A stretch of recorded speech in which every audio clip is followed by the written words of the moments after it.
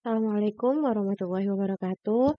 Mmm, Perkenalkan nama saya Quratul Aini Nimatullah, NIM di 2018-1054, kelas KPI O2. Di sini saya akan mempresentasikan materi yang berjudul tentang teori komunikasi. Oke, langsung saja. Jadi sebelum kita masuki poin penting, kita harus mengetahui dulu apa makna dari teori. Teori sendiri merupakan usaha untuk menerangkan atau menggambarkan pengalaman suatu ide tentang bagaimana peristiwa tertentu terjadi. Oke, lalu selanjutnya ada juga yang memberi pengertian bahwa teori merupakan seperangkat konsep, definisi, dan proposisi yang saling berhubungan yang menyajikan suatu pandangan yang sistematik atas fenomena dengan menjabarkan hubungan-hubungan dengan tujuan menjelaskan dan meramalkan fenomena tersebut. Oke, nah jadi di sini ada seperangkat konsep, definisi, dan proposisi. Nah, konsep sendiri itu apa sebenarnya? Nah, konsep sendiri itu berasal dari bahasa Latin conceptus, artinya tangkapan, rancangan, pendapat, ide, atau gagasan. Oke, jadi sebut saja bahwa konsep itu adalah sebuah ide. Oke. Nah, konsep sendiri memiliki berbagai macam atau bisa kita sebut juga konsep itu memiliki makna lagi. Oke, secara penjabarannya. Yang pertama, konsep itu merupakan kegiatan atau proses berpikir. Oke, lalu yang kedua, daya berpikir dan khususnya penalaran dan pertimbangan pada suatu masalah. Lalu yang ketiga, produk proses berpikir itu seperti ide, imajinasi atau penemuan, hasil dari proses berpikir. Oke, lalu yang keempat ada produk intelektual atau pandangan dan prinsip yang terorganisasi. Jadi inilah pengertian secara umum apa itu konsep. Nah, seperti itu. Oke, lalu selanjutnya definisi. Kita masuk ke definisi. Nah, definisi ini berasal dari bahasa Latin yaitu definio, artinya membatasi, memberikan, menetapkan, mendefinisikan.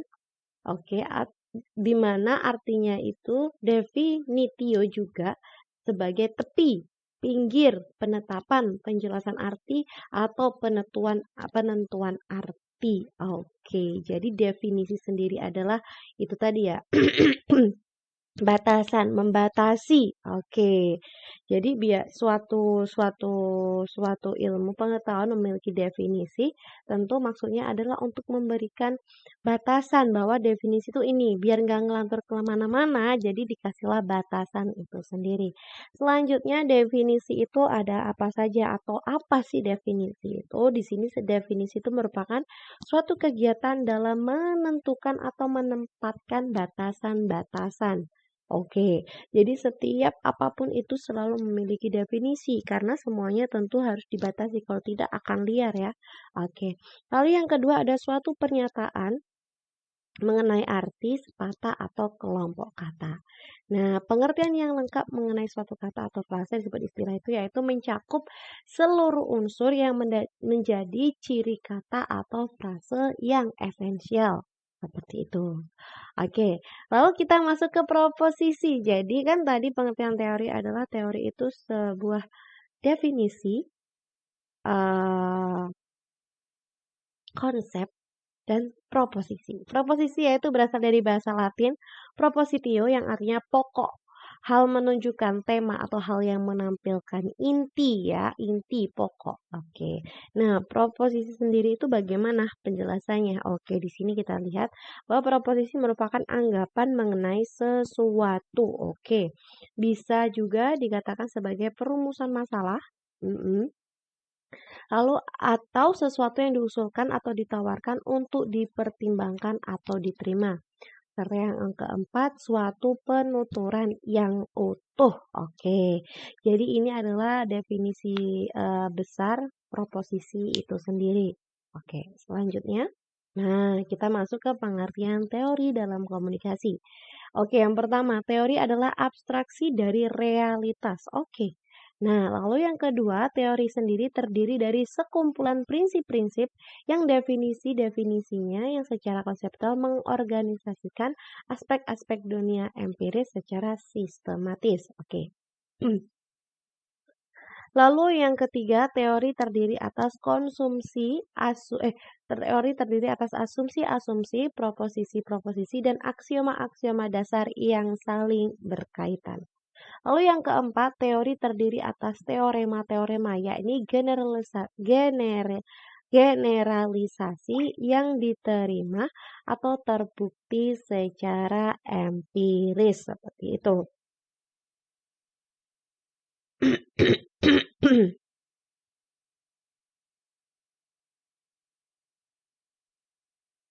Nah, berdasarkan dari pengertian teori komunikasi ini, kita dapat mengambil kesimpulan bahwa teori pada dasarnya merupakan konseptualisasi atau penjelasan logis, ya, penjelasan logis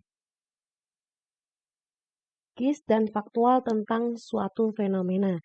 Nah, teori sendiri itu memiliki 3 ciri umum. Yang pertama, semua teori itu adalah abstraksi. Nah, dengan demikian artinya teori itu artinya sifatnya terbatas ya. Contohnya, teori tentang radio kemungkinan besar tidak dapat digunakan untuk menjelaskan hal-hal yang menyangkut televisi. Nah, jadi terbatas untuk poin tertentu. Oke. Kedua, semua teori adalah konstruksi pemikiran yang berisikan interpretasi mengenai suatu fenomena ciptaan individual manusia. Oleh sebab itu, sifatnya relatif tergantung pada cara pandang si pencipta teori, sifat dan aspek hal yang diamati, serta kondisi-kondisi lain yang mengikat seperti waktu, tempat, dan lingkungan di sekitarnya. Lalu yang ketiga, teori juga berisikan rekomendasi mengenai suatu tindakan yang dapat dilakukan. Nah, dari berdasarkan itu diambil kesimpulan bahwa secara sederhana dapat dikatakan bahwa teori itu komunikasi pada dasarnya merupakan konsep atau penjelasan logis tentang fenomena peristiwa komunikasi dalam kehidupan manusia. Seperti itu. Oke, lalu selanjutnya kita masuk kepada sifat-sifat teori. Sifat teori itu di sini ada yang pertama, bukan sekedar menemukan fakta yang tersembunyi, tetapi juga cara untuk melihat fakta, mengorganisasikan serta mempresentasikan fakta tersebut. Oke. Suatu teori itu harus sesuai dengan ciptaan Tuhan, dalam arti dunia yang sesuai dengan ciri yang dimilikinya sendiri. Dengan demikian, teori yang baik adalah teori yang sesuai dengan realitas kehidupan. Nah, seperti itu. Dan teori yang baik adalah teori yang konseptualitas penjelasannya didukung oleh fakta serta dapat diterapkan dalam kehidupan nyata. Seperti itu.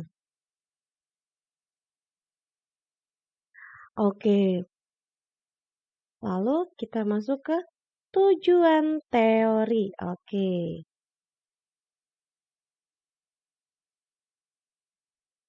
Nah, untuk menjelaskan tujuan teori ini, yaitu apa sih tujuan teori adalah untuk merumuskan pernyataan-pernyataan atau dalil-dalil yang bisa memberi penjelasan. Contoh pernyataan-pernyataan teoritis biasanya mengandung kata-kata seperti ini.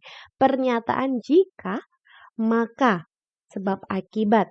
Pernyataan cenderung, lalu pernyataan semakin X, maka akan semakin Y. Dan pernyataan menimbulkan. Ini adalah ciri-ciri melihat sebuah teoritis itu selalu akan diikuti dengan pernyataan-pernyataan seperti ini. Lalu kita masuk ke peranan teori. Peranan teori di sini ada 2. Ada teori adalah tujuan ilmu pengetahuan. Menurut Severin and Tankard. Lalu yang kedua, teori merupakan pernyataan umum yang merangkum pemahaman kita tentang cara dunia bekerja. Lalu kita masuk di sini fungsi teori menurut Stephen W. Littlejohn. Yang pertama itu fungsi pertama teori adalah mengorganisasikan dan menyimpulkan pengetahuan tentang suatu hal. Ini berarti bahwa dalam mengamati realitas, kita tidak boleh melakukannya secara sepotong-potong. Kita perlu mengorganisasikan, mengimplementasikan hal-hal yang terjadi dalam kehidupan dunia. Oke, jadi pola-pola hubungan-hubungannya itu harus dicari dan ditemukan. Oke, pengetahuan kita tentang pola-pola hubungan ini kemudian lah diorganisasikan dan disimpulkan. Lalu hasilnya berupa teori akan dapat dipakai sebagai rujukan dan dasar bagi upaya-upaya studi berikutnya. Oke, lalu yang fungsi kedua yakni memfokuskan. Artinya hal-hal atau aspek-aspek dari suatu objek yang diamati harus jelas fokusnya. Teori pada dasarnya hanya menjelaskan tentang suatu hal, bukan untuk banyak hal. Nah, fokus. Jadi fokus kepada hal tertentu, itu. Karena teori bukan untuk banyak hal. Lalu fungsi yang ketiga yakni menjelaskan. Maksudnya adalah bahwa teori harus mampu membuat suatu penjelasan tentang hal yang diamatinya. Penjelasan ini tidak hanya berguna untuk memahami pola-pola, tapi hubungan ini juga bisa menginterpretasikan peristiwa-peristiwa tertentu. Oke, lalu yang keempat ada fungsi pengamatan atau mengamati, menunjukkan bahwa teori tidak saja menjelaskan tentang hal yang sebaiknya diamati, tetapi juga memberikan petunjuk cara mengamatinya. Oke, oleh karena itu, teori yang baik adalah teori yang berisikan konsep-konsep operasional. Oke, lalu yang selanjutnya, fungsi yang kelima, ada membuat prediksi. Oke. Nah, meskipun kejadian yang diamati kejadian itu sudah terjadi pada masa lalu, namun berdasarkan data dan hasil pengamatan ini harus dibuat suatu perkiraan tentang keadaan yang bakal terjadi apabila hal-hal yang digambarkan oleh teori ini tercerminkan dalam kehidupan di masa sekarang. Oke, jadi perlu adanya prediksi ya, karena teori ini tidak hanya akan digunakan pada saat ini saja, kemungkinan akan ada suatu hal yang terjadi di masa depan. Nah, so that's why teori ini perlu ada prediksi untuk kedepannya, perkiraan ya, seperti itu. Lalu yang keenam ada fungsi heuristik, oke, atau heurisme. Aksioma umum yang menyebutkan bahwa teori yang baik adalah teori yang mampu merangsang penelitian. Ini berarti bahwa teori yang diciptakan dapat merangsang timbulnya upaya-upaya penelitian selanjutnya, pancingan ya, seperti itu. Lalu fungsi yang ketujuh yaitu komunikasi atau mengomunikasikan bagaimana teori itu hanya tidak saja menjadi monopoli si penciptanya. Teori itu harus dipublikasikan, didiskusikan dan terbuka terhadap kritikan-kritikan. Nah, dengan cara ini maka modifikasi dan upaya penyempurnaan teori akan dapat dilakukan. Nah, fungsi yang kedelapan, oke, yaitu ada mengontrol, mengendalikan, dan mengawasi kontrol ya.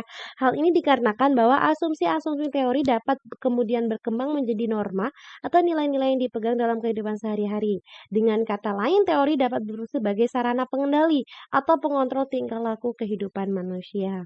Nah, lalu yang terakhir fungsinya yaitu generatif. Oke, fungsi ini terutama sekali menonjol di kalangan pendukung tradisi atau pendekatan interpretatif dan teori kritis. Menurut pandangan aliran ini, teori juga berfungsi sebagai sarana perubahan sosial dan kultural, serta sarana untuk menciptakan pola dan cara kehidupan kerja yang baru.